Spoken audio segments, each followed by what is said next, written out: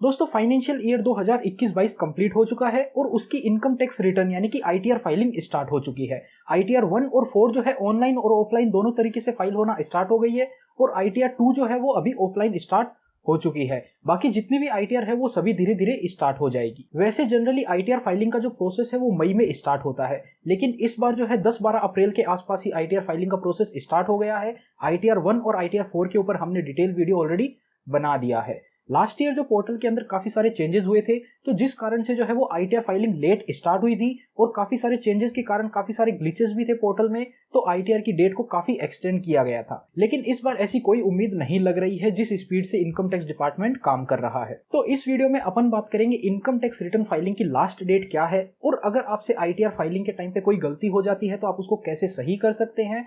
और उसी के साथ साथ अपन बात करेंगे अगर आप लास्ट डेट पर भी आईटीआर फाइलिंग मिस कर देते हैं तो क्या आपके पास ऑप्शन बचता है आईटीआर फाइल करने का। नमस्कार दोस्तों, मेरा नाम है राकेश, आप देख रहे हैं बैंकिंग बाबा यूट्यूब चैनल। तो चलिए आज की इस वीडियो को शुरू करते हैं।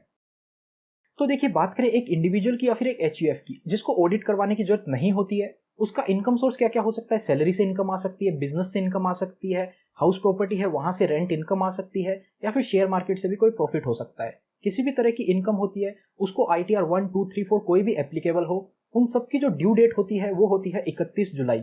31 जुलाई 2022 से पहले पहले आपको अपनी इनकम टैक्स रिटर्न फाइल कर लेनी है, अगर ये डेट एक्सटेंड नहीं होती है तो।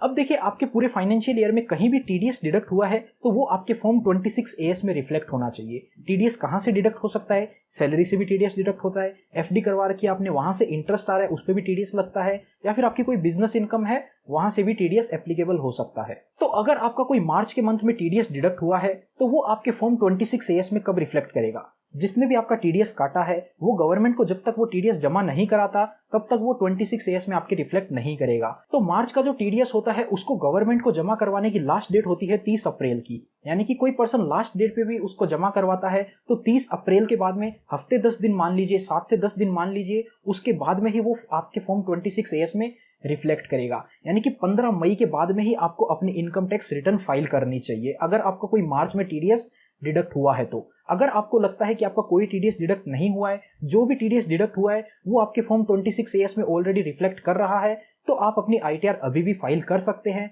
लेकिन अगर आपको कोई लगता है फरवरी मार्च में आपको कोई टीडीएस ऐसा हो सकता है जो डिडक्ट हो गया हो, आपको नहीं पता हो, या फिर आपने कोई बैंक में एफडी करवा रखी है वहां से आपका टीडीएस डिडक्ट होता है, तो वो जो टीडीएस अमाउंट है वो आपके फॉर्म 26AS में 10-15 मई के आसपास ही रिफ्लेक्ट होएगा और आप अपनी आईटीआर 10-15 मई के बाद ही फाइल करें। तो उसके बाद भी आपके पास लगभग 2.5 महीने का समय रह जाता है, तो आप अपनी इनकम टैक्स रिटर्न आराम से फाइल कर सकते हैं। लेकिन ऐसा नहीं हो कि आप लास्ट डे तक वेट कर रहे हैं, आराम से जून के अंदर आप अपनी आईटीआर फाइल कर सकते हैं।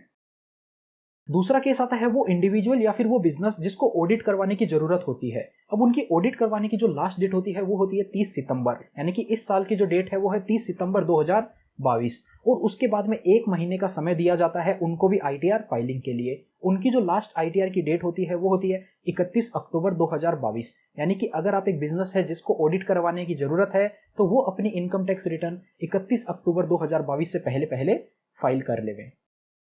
बिलेटेड रिटर्न, इसका मतलब क्या होता है कि अभी आपको जो ड्यू डेट बताई, अगर आप उस ड्यू डेट तक अपनी इनकम टैक्स रिटर्न फाइल नहीं कर पाते हैं तो उसके बाद में भी आपको कुछ समय दिया जाता है। 31 दिसंबर 2022 तक का समय है जिसमें आप अपनी इनकम टैक्स रिटर्न फाइल कर सकते हैं लेट फीस के साथ में। अगर आप 31 जुलाई से पहले अपनी इनकम टैक्स रिटर्न फाइल नहीं कर पाते हैं तो उसके बाद में भी आप लेट फीस के साथ अपनी आईटीआर फाइल कर सकते हैं। अगर आपकी इनकम 5 लाख रुपए से ज्यादा है तो आपके ऊपर 5,000 रुपए की लेट फीस लगेगी। अगर आपकी इनकम 5 लाख रुपए से कम है तो आपके ऊपर 1,000 रुपए की लेट फीस लगेगी। और अगर आपका ऑडिट वाला केस है तो आप 31 अक्टूबर से पहले अपनी आईटीआर फाइल कर सकते हैं बिना लेट फीस के, और 31 दिसंबर से पहले आप आईटीआर फाइल कर सकते हैं लेट फीस के साथ में।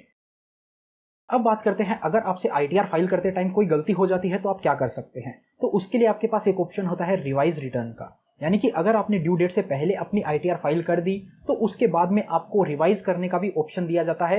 31 दिसंबर से पहले पहले आप अपनी आईटीआर को रिवाइज भी कर सकते हैं। लेकिन आपने अगर अपनी income tax return due date से पहले फाइल ही नहीं करी तो उसके बाद में आपके पास बिलेटेड रिटर्न वाला कंसेप्ट एप्लीकेबल हो जाएगा। यानी कि सपोज आपने अपनी इनकम टैक्स रिटर्न 31 जुलाई 2022 से पहले फाइल कर दी और उसके बाद में आपको लगता है कि आपसे कुछ गलती हो गई थी तो आप उसको रिवाइज कर सकते हैं बिना किसी एक्स्ट्रा चार्ज के 31 दिसंबर 2022 तक। यानी कि दिसंबर तक आपको टाइम मिलता है उसको रिवाइज करने का। लेकिन ड्यू डेट से पहले यानी कि 31 जुलाई से पहले आपने अपनी आईटीआर फाइल ही नहीं करी तो उसके बाद में आपके पास सीधा कंसेप्ट एप्लीकेबल हो जाएगा बिलेटेड वाला, और उस केस में आपको लेट फीस पे करनी पड़ेगी। तो उम्मीद करते हैं दोस्तों आपको समझ में आ गया होगा ये तीनों कंसेप्ट, रिवाइज रिटर्न का, बिलेटेड रिटर्न का और आईटीआर की ड्यू डेट क्या है। अगर ये वीडियो पसंद आई हो तो लाइक करना, चैनल पर नए हो तो चैनल को सब्सक्राइब करना। मिलते हैं आपसे फिर किसी नए और इंटरेस्टिंग वीडियो में, तब तक के लिए अपना ख्याल रखिएगा।